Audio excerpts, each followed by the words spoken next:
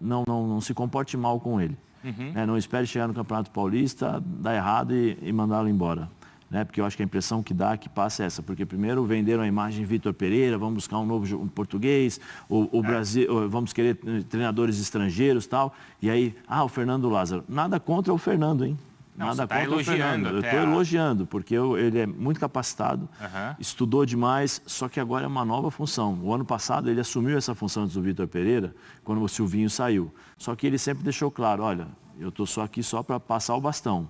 Agora não, agora ele vai ter que tomar decisões. Os jogadores que estão lá vão precisar ajudá-lo também, né, Irão? Acho que esse é tem que ajudar. A relação dele com os jogadores, a autoridade. Autoridade. Essa é uma curiosidade que eu tenho. Porque ele vai ter que tomar decisão, né? Vai ter que tomar as decisões para a escolha de jogador, sistema de jogo. Sim. Agora ele tem um desafio, já começa com um desafio, porque ele vai ter que fazer uma reformulação no elenco.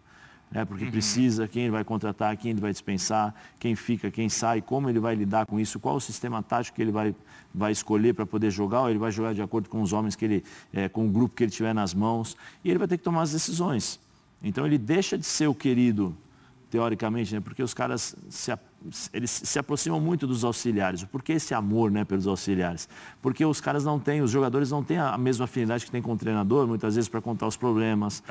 Fui contar as vitórias, as derrotas, né? Fui em tal coisa, fiz aquilo e tal. Então os auxiliares normalmente são os caras que captam tudo e levam para o treinador. Mas também não é o auxiliar que toma a decisão. Sim, e não toma. Você agora não joga. Agora ele vai ter que tomar a decisão. Vai ter que administrar o Roger Guedes como fizer biquinho, sabe? Essas coisas. Vai ter que administrar uma série de coisas que quando você assume como treinador, você tem que tomar. Mas eu acho que ele tem capacidade para isso. Ele tem uma pessoa do lado que eu acho que ele pode passar, pai, como é que funciona? Me ajuda e tal. Eu acho que ele é capaz de fazer isso. Mas uma ajuda é sempre bom. E eu torço para que ele arrebente, torço para que ele dê certo e que ele consiga atingir os seus objetivos junto com o Corinthians. E como a gente falou, ele tem essa vivência de Corinthians, ele tem a vivência na seleção brasileira, como a gente contava, mas agora ele é o cara que toma as decisões. Tem peso para isso, Zupac? Não, porque hoje ele não tem peso. até então o Corinthians tinha um treinador badalado, certo? Um treinador com uma carreira internacional.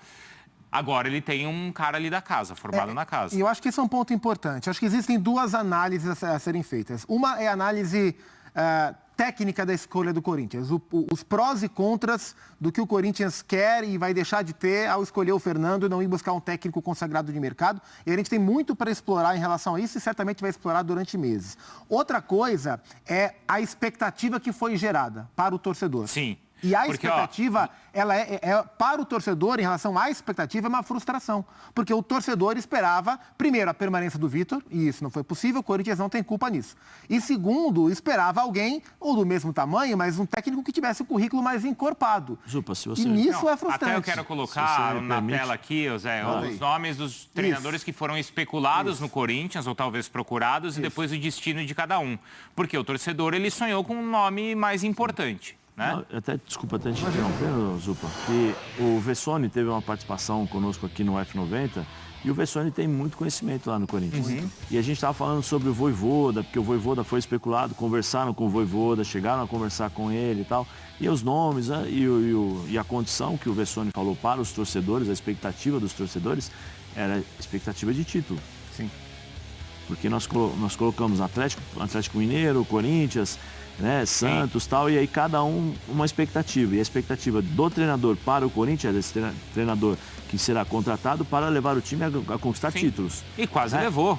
Então essa era a expectativa. E aí eu já não sei. Aí entra no que o Zupac está falando sobre os torcedores. Não seria a minha primeira escolha. Eu sou um admirador do Fernando, gosto muito do trabalho dele, conheço a fundo o trabalho dele. Mas assim, a gente viu até agora uma lista. E eu acho que a partir do instante que o Corinthians percebeu que ia perder o seu técnico e sabia que tinha um técnico como o Eduardo Cudê no mercado, eu entendo que esse deveria ser o plano A dos times. Porque o Vojvoda estava empregado e ele ficou no Fortaleza. Então você entende que o Atlético fez bem? Eu acho que o Atlético fez muito bem. Para mim, o Atlético deu um tiro certíssimo. Eu sou um admirador do trabalho do Eduardo Cudê e acho que ele seria um ótimo nome, tanto para o Atlético quanto para o Corinthians, pela característica.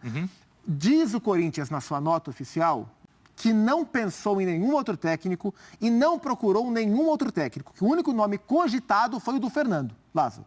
Não sei se isso é verdade ou não. Não sei se isso faz parte da narrativa do Corinthians para justificar a sua escolha. Se fosse, o que eu acredito? No momento da saída do Vitor Pereira, já tinha um anúncio. Qual é a justificativa? E o Mauro até falou que isso não foi feito porque o Fernando queria ir até a Itália para conversar com o Tite.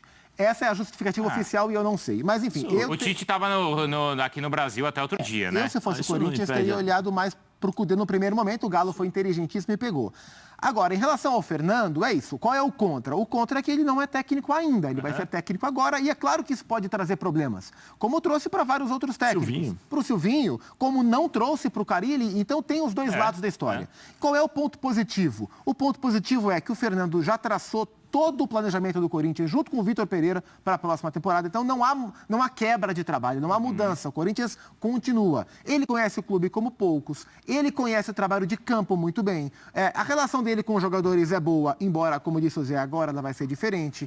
Ele, quando foi interino e embora, seja tudo diferente, ele deixou boas impressões, não só no resultado, mas no dia a dia, nas observações. Ele foi muito bem, ele ficou invicto. Se tiver os números aí, pode colocar. Vamos colocar. Então, assim, o potencial do Fernando, ele é muito interessante. E a impressão que eu tenho é que o Corinthians faz duas apostas. Ele faz uma aposta para economizar, porque não se compara ao custo de comissão técnica de um e de outro, por razões óbvias.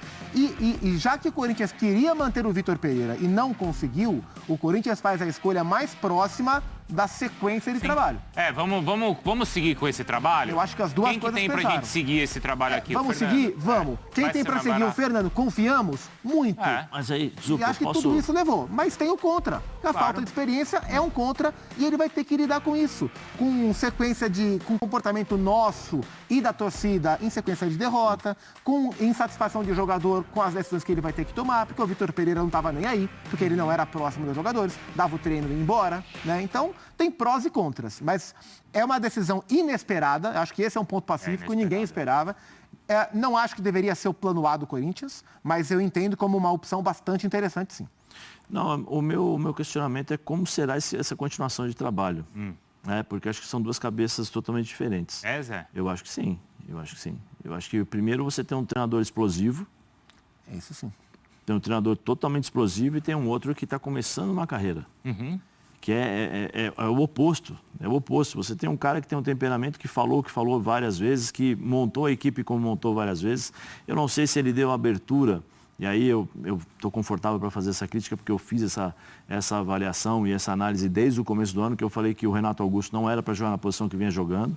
E quando o Renato foi na posição que é do Renato, o time mudou. O time mudou. Então, eu não sei até onde a gente consegue mesurar se era de fato esse trabalho conjunto. Porque eu não sei até onde o Fernando tinha a possibilidade de entrar no trabalho do Vitor. Que ele já tinha a comissão dele. Ele já tinha a comissão dele, entendeu? Então eu não sei como é que vai ser essa ligação, se vai ter essa continuação.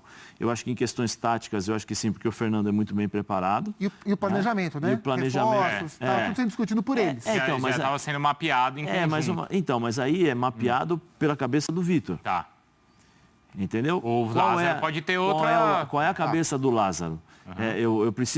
O Corinthians precisa de um jogador para substituir o Renato Augusto. O Renato Augusto é importantíssimo. Enquanto ele joga 60 minutos. Enquanto ele joga 60 minutos no ritmo que ele aguenta, é um jogador excepcional. Quando ele sai, você precisa mudar o sistema de jogo. Será que você precisa mudar todo o sistema de jogo? Será que você não precisa contratar um jogador? Ou um jogador que se aproxime um pouco mais?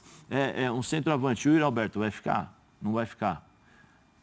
Matheus Vital, como é que vai funcionar isso? Então eu não sei assim, até que ponto foi esse planejamento, até que ponto agora esse planejamento vai mudar. Porque ele tem uma outra cabeça, ele tem uma outra forma. Até o lado sentimental, em relação aos jogadores, ele tem que perder agora.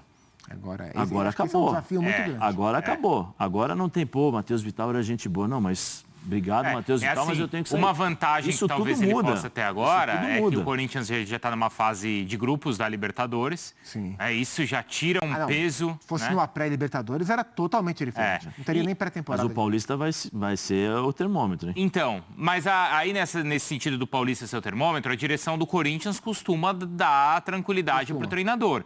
O Silvinho nem foi demitido pela direção, foi demitido pela torcida. E não foi rápido, né? O Silvinho, a diretoria bancou bastante o Silvinho. Bancou bastante, até se tornar insustentável. Eu acho que a demissão dele foi muito mal tocada. mas não foi repentina. A diretoria bancou o Silvinho por mês. Não dá para falar que a direção não deu chance. Sim, concordo. O erro da direção foi não ter mandado o Silvinho no final do ano. Então. E exposto ele à situação que foi. Concordo. Isso foi erro. Exato. Espero que não aconteça. O Fernando, inclusive, o Fernando sai do Corinthians para acompanhar o Silvinho. Quando o Silvinho vira técnico no Lyon, o Fernando sai do Corinthians para ser auxiliar técnico do Silvinho no Lyon. Aí o trabalho não deu certo, o Fernando volta para o Corinthians primeiro, como, de novo, o chefe do Cifute, o Centro de Inteligência, que foi ele que implementou. Ele é o pai do Cifute do Corinthians, ele que implementou tudo, quando era aquele computador de tubo, aquele computador grandão, ganhar no DOS, tem internet banda larga. Aquele lá? É aquele lá. E aí, quando o Silvinho volta, aí o Fernando volta a ser auxiliar técnico do Silvinho, e aí ele fica como auxiliar também do Vitor Pereira. É o seguinte, a Renata Ruel já está chegando, porque a gente vai falar mais da Copa, tá? O primeiro jogo já teve VAR, a Renata já está trabalhando, com 10 minutos de Copa, a Renata já estava atendendo o telefone, para a gente falar bastante da Copa e também dos outros lances que aconteceram por lá, tá? E mais da seleção brasileira e também das ausências, o Benzema, agora tem notícia também na seleção francesa envolvendo contusão do Camavinga, mas ainda está na seleção, tá? Não foi cortado, mas tem muito do Mundial para a gente voltar a falar. Só antes da nossa pausa, vamos ver o que o Duílio Monteiro Alves falou, tá? E a gente ouve o Duílio e depois a gente já volta com mais da Copa, tá? Olha só. Para mim, né, é um prazer gigantesco poder anunciar o Fernando como nosso treinador para essa temporada de 2023. E é simples, né, para a gente falar o porquê da escolha. O Fernando é um cara que nasceu dentro do Corinthians, que viveu sua vida praticamente inteira lá. Mas só isso não credencia o Fernando assumir o nosso time como treinador, né? O Fernando tem mais de 20 anos dentro do departamento profissional de futebol do Corinthians, construiu ali o seu caminho, a sua história, trabalhou com grandes treinadores como auxiliar, e a gente entende que, além de toda a identificação que ele tem, de conhecer o clube, de ter vivido o clube por toda a sua vida, ele tem muita capacidade para assumir esse cargo hoje. Então, a escolha foi por isso. Então, são vários fatores que a gente buscou no mercado e não encontramos ninguém mais capacitado nesse momento, com essas características, do que o Fernando para estar dirigindo o Corinthians em 2023. O Fernando foi o único que foi conversado e o único agora acertado como técnico. Sem dúvida, né? A gente vem conversando com o Fernando. O Fernando já assumiu o time algumas vezes, né? Com excelentes números. E tem todo o conhecimento, como eu falei, né, para poder dirigir um clube desse tamanho.